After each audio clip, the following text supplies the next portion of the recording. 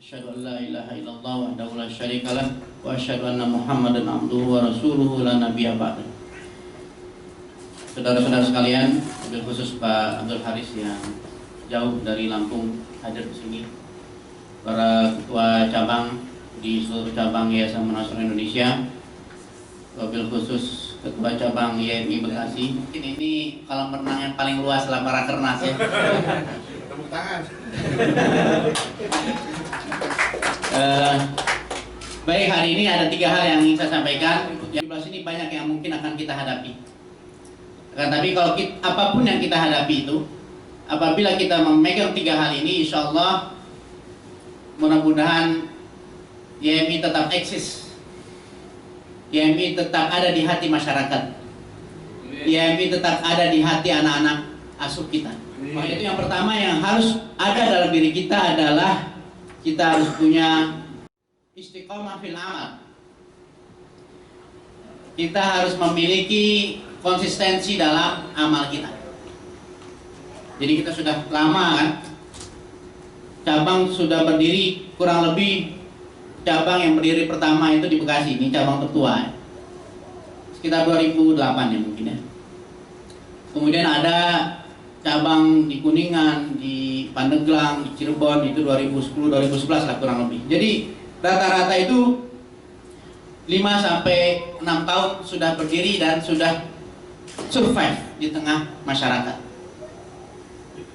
Kan tapi kalau istiqomah ini tidak kita pelihara, maka bukan tidak mungkin Allah akan mencabut lagi itu karunia yang telah Allah berikan kepada kita.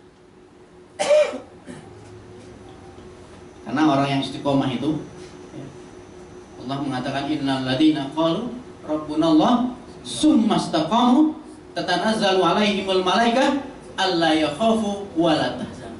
Tidak bersedih, jangan bersedih. Orang istiqomah dia tidak akan bersedih. Apapun yang terjadi, istiqomah. Maka itu konsep dari YMI itu adalah, ingat konsep yang kedua, prinsip YMI yang kedua apa? Konsisten meski sedikit. Udah lupa ya? Apa yang pertama? Prinsip YMI? Itu yang kedua.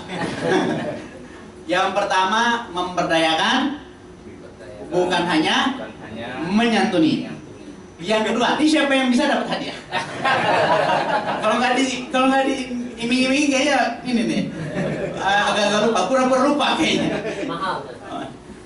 Yang kedua, konsisten meski sedikit. Yang ketiga, bermitra. Ayo. Tapi tetap independen. Independen namun tetap bermitra. Hampir benar. Independen namun tetap bermitra. Yang keempat,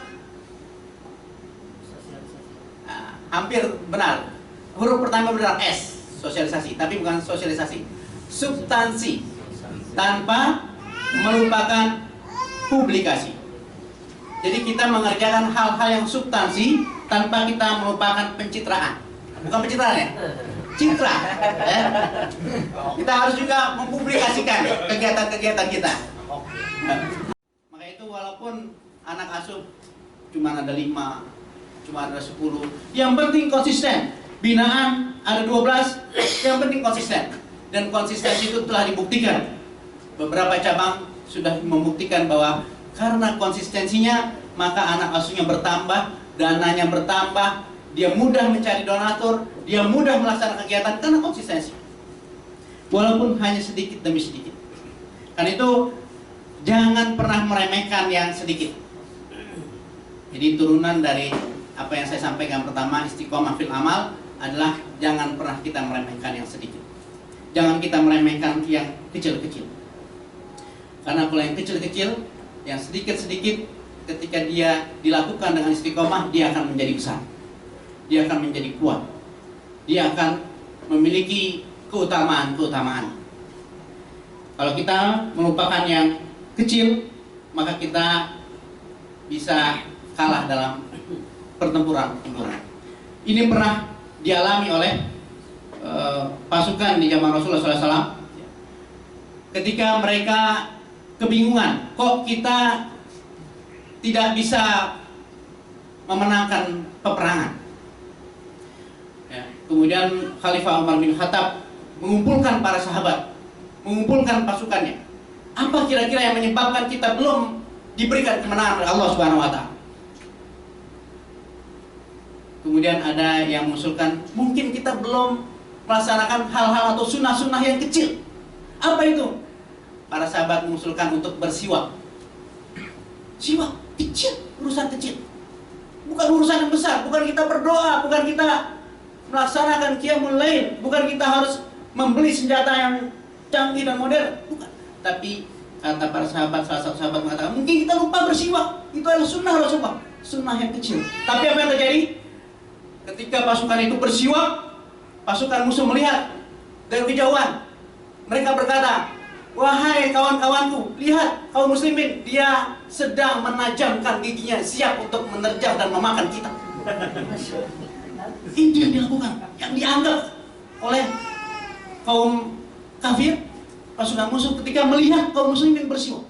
Dia sedang menajamkan giginya. Hal yang kecil, tapi itu menjadi sumber kemenangan, menjadi penentu kemenangan kaum muslimin. Ada seorang marbot di zaman Rasulullah SAW, marbot masjid. Dia, ya namanya marbot ya, kerjaannya bersih-bersih, nyapu, ngepel. Kalau ada tai kucing dibuang. Kemudian ya kalau ada yang kotor-kotor dibersihin. Kemudian sembari sedikit sekali-sekali azan. Kalau nggak ada imam, dia badari jadi imam. Kemudian suatu ketika marbot ini meninggal dunia. Dan ketika dia meninggal dunia, para sahabat Rasulullah itu tidak memberitahu kepada Rasulullah bahwa si marbot ini sudah wafat. Baru selang beberapa hari Rasulullah bertanya, mana si Anu? Artinya mana si marbot itu? Para sahabat kemudian menjawab, marbot itu sudah wafat beberapa hari yang lalu ya Rasulullah. Ketika Rasulullah itu mendengar bahwa si marbot ini sudah wafat beberapa hari yang lalu, Rasulullah geram, mengapa engkau, bahkan mengapa kalian tidak memberitahu kepadaku bahwa marbot ini telah wafat? Para sahabat kemudian berkata, ya Rasulullah, dia hanya seorang marbot. Dia hanya seorang marbot. Apa jawab Rasulullah? Wahai para sahabatku, ketahuilah bahwa marbot ini adalah ahli surga. Hanya seorang marbot. Perannya kecil sekali. Mungkin tidak ada apa-apanya dibandingkan seorang jenderal perang. Tidak ada apa-apa dibandingkan mungkin ketua-ketua cabang ya. Ketua cabangnya juga marbot. Ketua juga marbot juga. Itu rangkap jabatan kayaknya. Tapi kata Rasulullah, huwa min ahlil jannah. Dia adalah seorang ahli surga. Banyak sekali kisah-kisah di mana sesuatu yang sedikit apabila dia continue, dia konsisten dilakukan, itu membuat dia menjadi seseorang yang berarti dan bernilai. Kalau pernah dengar ada seorang nenek-nenek, dia sering menyapu halaman masjid. Tapi dia nyapu itu setiap sore setelah sholat asar. Ini kisah nyata di daerah Jawa, saya lupa daerah Jawa mana. Setiap habis sholat asar dia selalu menyapu. Ada daun-daun kering disapu, ada ranting yang jatuh disapu di pelataran masjid. Akan tapi yang disapu di belakang masjid itu saja, karena memang yang paling kotor di situ. Banyak daun-daun kering, banyak kotoran-kotoran. Kemudian ada seorang yang melihat, pengurus masjid melihat, kok itu dibiarin aja tuh nenek-nenek nyapu terus, padahal dia sudah tua, dibiarkan menyapu. Kemudian ada yang mengatakan, para pengurus masjid mengatakan, dah kalau gitu besok saya akan sapu seluruh masjid sebelum si nenek ini menyapu, karena nenek ini nyapu biasa sore setelah asar. Nah, sebelum nenek nyapu itu sudah bersih dulu. Karena para pengurus masjid sepakat agar nenek-nenek ini tidak diperbolehkan menyapu karena dia sudah tua dan kasihan. Namun beberapa hari kemudian nenek-nenek itu komplain kepada pengurus masjid. Wah, pengurus masjid, kenapa engkau bersihkan ini? Ini adalah jatahku. Aku tidak bisa apa-apa. Aku tidak mampu berdakwah, tidak bisa berorasi, tidak bisa ceramah.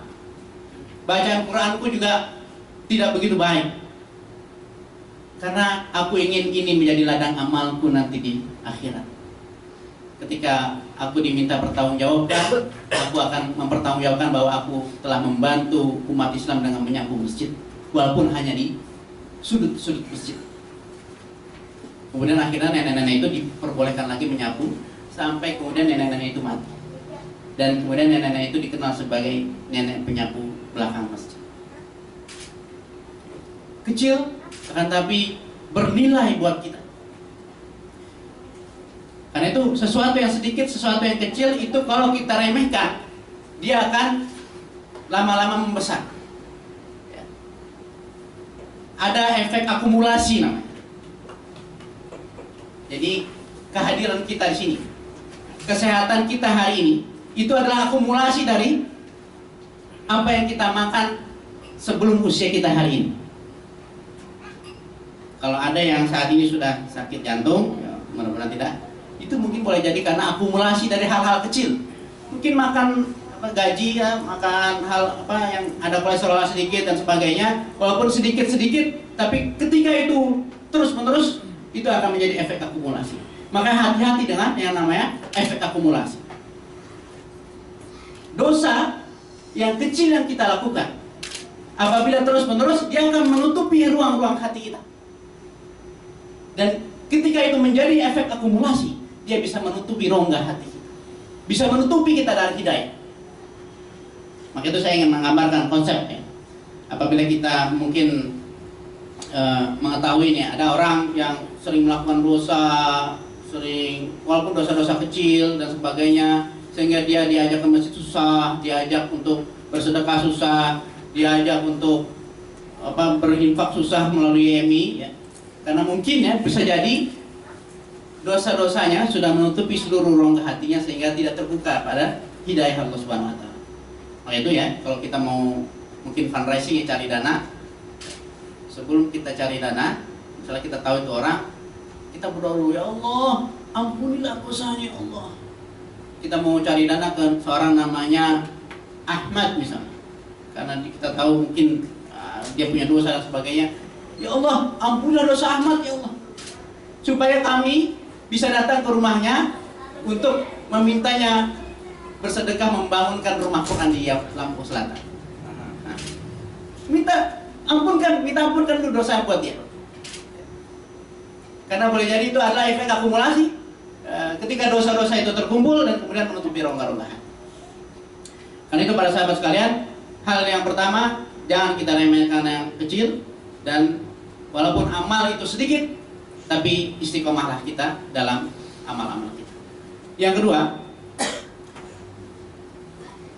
kedua yang ingin saya sampaikanlah, supaya kita menghadapi 2017 ini dengan gegap gempita dan gagah, maka kita harus punya yang namanya kuwatul azam. Apa itu kuwatul azam? Azam yang kuat, tekad yang kuat. Ad-da'wah tunsor bil azaim wala bir rakhais. Dakwah itu dia dimenangkan karena azam-azam kita, bukan karena rohois. Rohois itu adalah ruksot, keringanan-keringanan. Jadi kalau kita ingin memenangkan dakwah ini, kita ingin memenangkan Islam ini, maka kita tidak boleh minta keringanan dulu. Maaf, hari ini tidak bisa hadir rapat karena badan kurang fit. Maaf, hari ini tidak bisa hadir rapat karena pengen ngantuk. Udah ngantuk pengen lagi. Berarti kan belum ngantuk ya. Kalau banyak keringanan-keringanan yang kita minta, boleh jadi itu menghalangi kemenangan-kemenangan dakwah. Karena dakwah itu dia tidak bisa dimenangkan, tidak semenang apabila terlalu banyak rusuh-rusuh kita. Kalau azab kita tidak kuat, ya tidak akan bisa berbuat apa-apa. Karena yang memenangkan dakwah ini adalah azam yang kuat, tekad yang kuat. Kalau kita punya tekad yang kuat, maka insya Allah kita pantas menjadi pemenang. Karena itu, pantaskan diri kita. Kalau kita berharap supaya Allah memberi kita sesuatu kemenangan, pantaskan diri kita. Maka itu mulai dari Rakernas di 2016 di Lampung Selatan, itu kita ingin memantaskan diri kita. Setiap Rakernas minimal pada saat pembukaan memakai batik dan sepatu.